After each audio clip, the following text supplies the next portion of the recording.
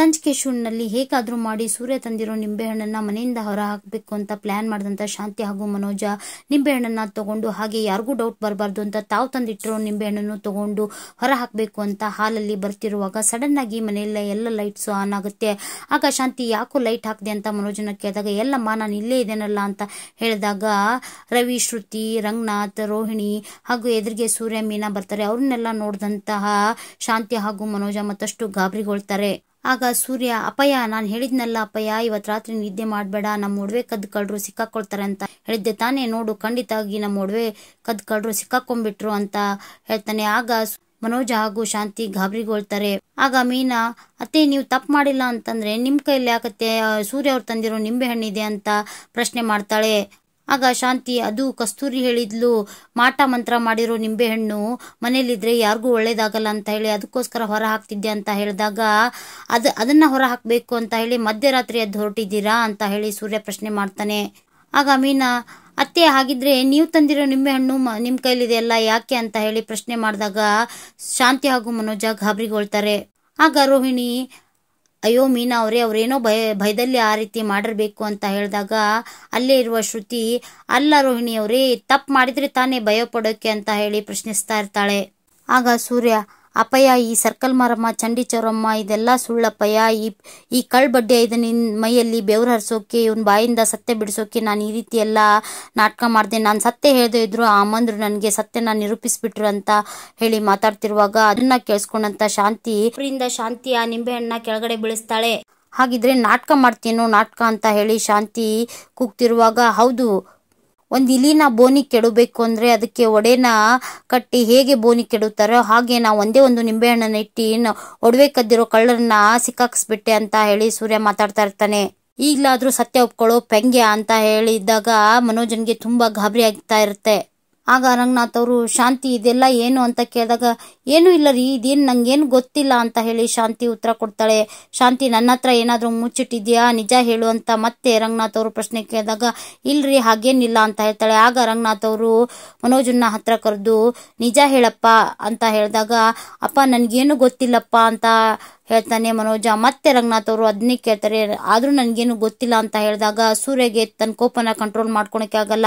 ಅಪ್ಪ ನೋಡಪ್ಪ, ಇಷ್ಟೆಲ್ಲ ಅದನ್ನು ನಿಜ ಬೊಗಳ್ತಾನೆ ಇಲ್ಲ, ಪೆಂಗ್ ಮುಂಡೆದು ಅಂತ ಬೈತಾ ಅವನ್ನ ಅಟ್ಟಾಡ್ಸ್ಕೊಂಡು ಮನೆ ತುಂಬೆಲ್ಲ ಹೊಡಿತಾನೆ ಸೂರ್ಯ. ಆಗ ಮನೆ ಮಂದಿ ಎಲ್ಲ ಅವ್ರನ್ನ ಬಿಡಿಸ್ತಾ ಇರ್ತಾರೆ. ಆಗ ರಂಗನಾಥ್ ಅವ್ರಿಗೆ ಕೋಪ ಬಂದು, ಸುಮ್ನೆ ಇರೋ ಸೂರ್ಯ ಅಂತ ಹೇಳಿ ಜೋರಾಗಿ ಕೂಗ್ತಾ, ಅಪ್ಪ ನೋಡಪ್ಪ, ಇಷ್ಟಾದ್ರೂ ಈ ಪೆಂಗೆ ಸತ್ಯನೇ ಬಾಯ್ ಬಿಡ್ತಾ ಇಲ್ಲ ಅಂತ ಹೇಳಿದಾಗ, ಅದಕ್ಕೆ ನಾನಿಲ್ವೋ ಏನೋ ಅಂತ ಹೇಳಿ ಜೋರಾಗಿ ಮನೋಜನ್ಗೆ ಹೊಡಿತಾರೆ. ಆಗ ಅದನ್ನ ನೋಡಿದಂತ ಮನೆ ಮಂದಿಗೆಲ್ಲ ಶಾಕ್ ಆಗುತ್ತೆ. ಕೋಪದಲ್ಲಿರೋ ರಂಗನಾಥ್, ನಿಜ ಹೇಳೋ, ಸತ್ಯ ಬೊಗಳು ಅಂತ ಹೇಳಿ ಮನೋಜನ್ನ ಪ್ರಶ್ನೆ ಮಾಡಿದಾಗ, ಅಪ್ಪ ನನ್ಗೇನು ಗೊತ್ತಿಲ್ಲಪ್ಪ ಅಂತ ಹೇಳಿ ಅದೇ ಉತ್ತರನ ಹೇಳ್ತಿರ್ತಾನೆ ಮನೋಜ. ಆಗ ರಂಗನಾಥ್ ಅವರು, ಸೂರ್ಯ ಹೋಗು, ನನ್ ರೂಮಿಗೆ ಹೋಗಿ ನನ್ ಬೆಲ್ಟ್ ನ ತಗೊಂಬಾ, ರೂಮಲ್ಲಿರೋ ನನ್ ಬೆಲ್ಟ್ ನ ತಗೊಂಬಾ ಅಂತ ಹೇಳಿದಾಗ ಮನೆ ಮಂದಿಗೆಲ್ಲ ಗಾಬರಿ ಆಗುತ್ತೆ. ಆಗ ಸೂರ್ಯ ಬೆಲ್ಟ್ ನ ತಂದು ಕೊಡ್ತಾನೆ.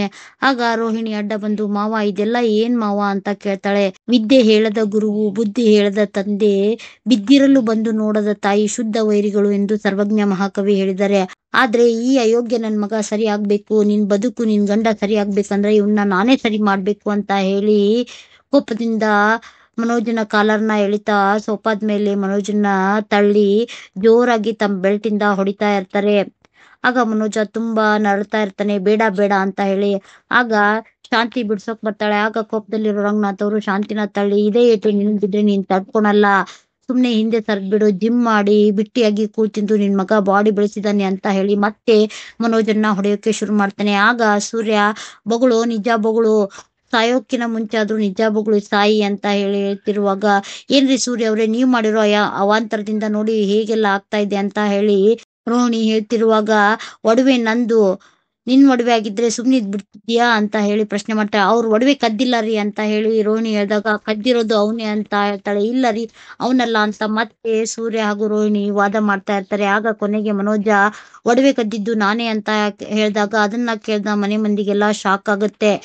ಆಗ ಶಾಂತಿ ತಲೆ ಮೇಲೆ ಕೈ ಇಟ್ಕೋತಾಳೆ. ಆಗ ರವಿ ಒಡವೆ ಮಾರಿರೋ ದುಡ್ಡಿಂದಾನೇ ಏನೋ ನಿನ್ಗೆ 4 ಲಕ್ಷ ಬಂದಿದ್ದು ಅಂತ ಕೇಳಿದಾಗ, ಹೌದಪ್ಪ ನನ್ಗೆ ಬೇರೆ ದಾರಿನೇ ಇರ್ಲಿಲ್ಲ, ಡೀಲರ್ಗೆ ದುಡ್ಡು ಕೊಡ್ಬೇಕಾಗಿತ್ತು, ಮೋಸ ಹೋಗಿದ್ದೀನಿ ಅಂತ ಅಮ್ಮನ ಹತ್ರ ಬಂದ್ ಹೇಳಿದಾಗ, ಅಮ್ಮ ನನ್ನ ಹತ್ರ ಮೀನನ್ ಒಡವೆ ಇದೆ ಮಾರ್ಬಿಡು ಅಂತ ಹೇಳ್ಬಿಟ್ರು.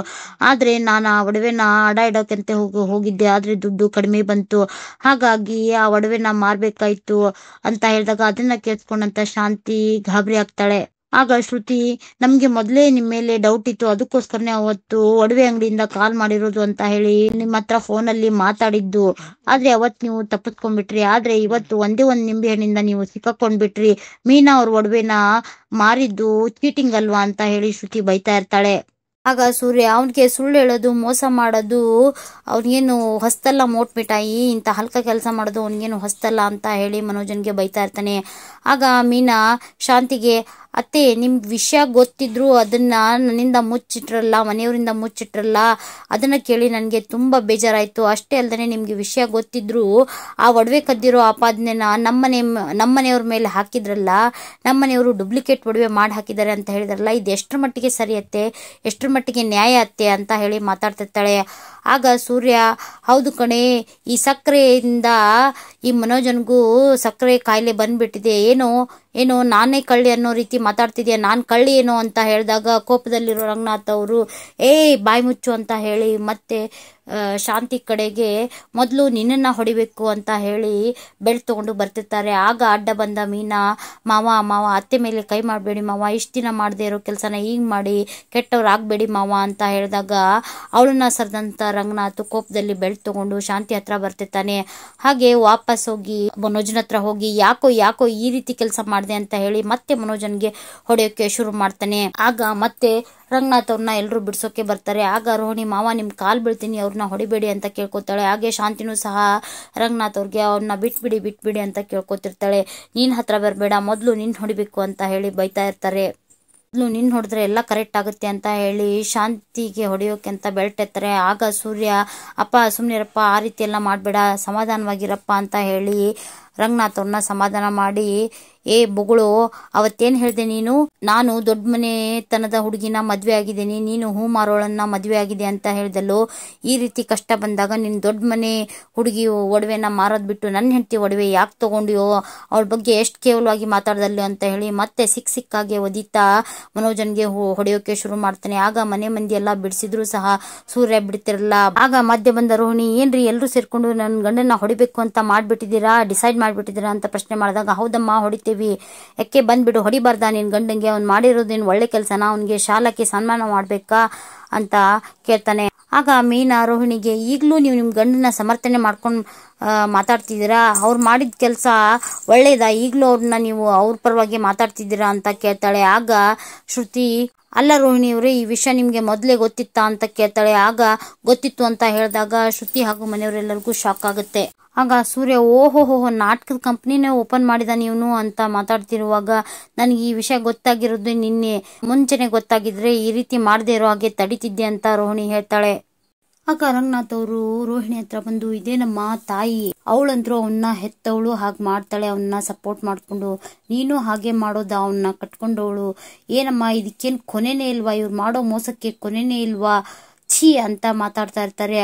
ಆಗ ರೋಹಿಣಿ ಅಳ್ತಾ, ಮಾವ ಅವರು ಬಿಸ್ನೆಸ್ ಅಲ್ಲಿ ಲಾಸ್ ಆಯ್ತು, ಏನ್ ಮಾಡ್ಬೇಕು ಅಂತ ತಿಳಿದೇನೆ ಆ ರೀತಿ ಮಾಡ್ಬಿಟ್ರು ಅಂತ, ಅವತ್ತು ಮೀನಾ ಅವರು 500 ಹಾಳುಗಳನ್ನ ಕಟ್ಟಿ ಅದನ್ನ ಕಳ್ಕೊಂಡಿದ್ರಲ್ಲ, ಮೋಸ ಹೋಗಿದ್ರಲ್ಲ ಅಂತ ಹೇಳಿದಾಗ, ಮೋಸ ಹೋಗಿದ್ವಿ ನಿಜ ರೋಹಿಣಿ, ಆದ್ರೆ ನಾವ್ ಯಾರಿಗೂ ಮೋಸ ಮಾಡಿರ್ಲಿಲ್ಲ, ಯಾರ ಒಡವೆನೂ ಕದ್ದಿಲ್ಲ, ನ್ಯಾಯವಾದ ದಾರಿಯಲ್ಲಿ ಹೋಗಿ ಪರಿಹಾರ ಮಾಡ್ಕೊಂಡ್ವಿ ಅಂತ ಹೇಳಿದಾಗ, ಸಾಕು ಮೀನಾ ಕೊಚ್ಕೋಬೇಡ ಅಂತ ಹೇಳಿ ರೋಹಿಣಿ ಕೈ ಮುಗಿತಾ, ಈಗೇನು ನೀನ್ ಒಡವೆ ತಾನೆ ಮುಖ್ಯ, ಅದನ್ನ ತಂದು ನಿನ್ ಮುಖದ ಮೇಲೆ ಬಿಸಾಕ್ತೀನಿ ಅಂತ ಹೇಳಿ ಕೊಬ್ಬಿನಿಂದ ಮಾತಾಡ್ತಾಳೆ. ಆಗ ಕೋಪಗೊಂಡ ಸೂರ್ಯ, ಬಿಸಾಕ್ತಾಳೆ, ಹಾಗೆ ಬಿಸಾಕಿದ ತಕ್ಷಣ ಮುಖದ ಮೇಲೆ ರಪ್ ಅಂತ ಕೊಟ್ಬಿಡು ಅಂತ ಹೇಳಿ ಸೂರ್ಯ ಹೇಳಿದಾಗ, ರೋಹಿಣಿ ಜೋರಾಗಿ ಸೂರ್ಯ ಅಂತ ಕೂಗ್ತಾಳೆ.